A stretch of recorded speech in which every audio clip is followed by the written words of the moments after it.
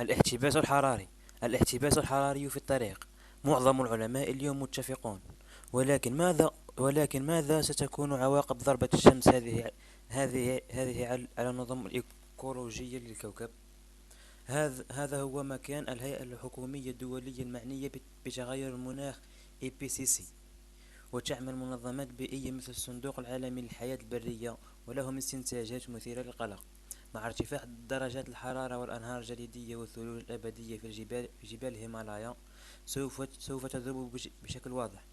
عندما تختفي خزانات المياه المجمدة هذه تقريبا، فإن تدفق الأنهار سوف تنخفض بشكل كبير، والنتيجة هي جفاف سهول تيريا الرطبة أدناه، مما يهدد من بين أمور أخرى وحيد القرن الهندي. ومن المتوقع أيضا أن ترتفع درجات حرارة المحيط، وهناك الحيوانات الموجودة تحت الماء تحت تحت الماء هي التي تخاطر دفع الثمن الباهظ. الشعاب مرجانية سوف تموت، مما يحرم السلاحف من مصدر غذائي مهم مثلا على الأرض الجافة. ليس أفضل. ارتفاع مستويات البحر سوف يقدم السواحل من القارات مثل الجزر مثل الجزر فجأة. سوف تضطر حيوانات هذه السواحل إلى البحث عن ملجأ في مكان آخر. يتنبأ علماء المناخ أيضا بأن مناطق الجافة ستكون أكثر، مما يضع الحياة البرية ونباتات هذه المناطق في حالة سيئة. كل هذه الكوارث البيئية ليست حتمية. بالنسبة للفريق الحكومي الدولي المعني بتغير المناخ، لا يزال هناك وقت للتحرك في حالة طوارئ وضمان بقاء الأنواع مهددة بالانقراض، وعلى المدى الطويل والحد من انبعاثات غازات دفيئة.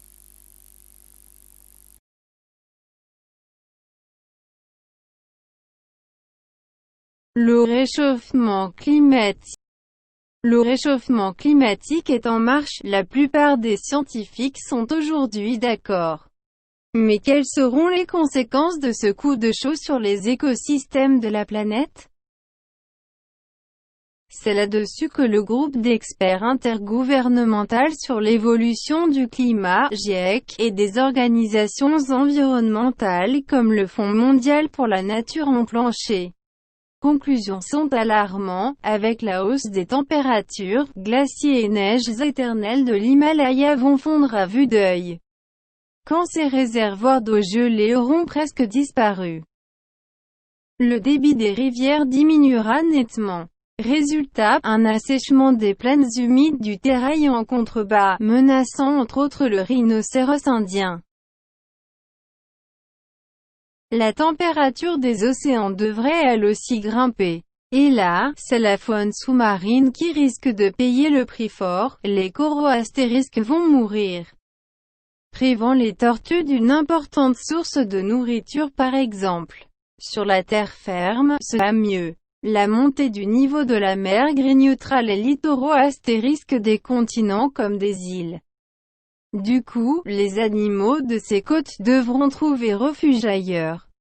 Les climatologues prévoient aussi que les régions sèches le seront encore plus, mettant la faune et la flore de ces zones en mauvaise posture.